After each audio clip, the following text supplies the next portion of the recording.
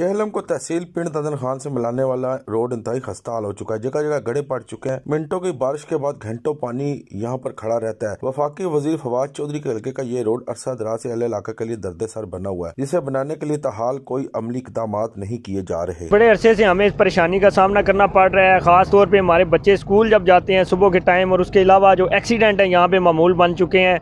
वफाकी वजीर इतलात और नशरियात फवाद साहब का ये हल्का है, और यहाँ पे दरमियान में एक टेंडर मंजूर हुआ था। जंगों से लेके संगोई तक ये रोड मंजूर हुई थी, लेकिन वो भी ताहाल जो है वो काम रुका हुआ है। और ठेकेदार अब आपसे भी रब्ता किया, लेकिन कोई जवाब नहीं आया। बड़ी परेशानी है और अजियत है इस रोड की वजह से। हमें हमारा मुतालबा है कि इस रोड को बनाया जाए। तहसील पिंड ददन खान से जेहलम को मिलाने वाला ये रोड वाहिद रोड अरसा दराज से खस्ता हाल हो चुका है। अहले इलाका का मुतालबा है कि वफाकी वजीर फवाद चौधरी का ये हल्का बनता है, इस रोड को बनाने के लिए वो कोई इक़दाम करें।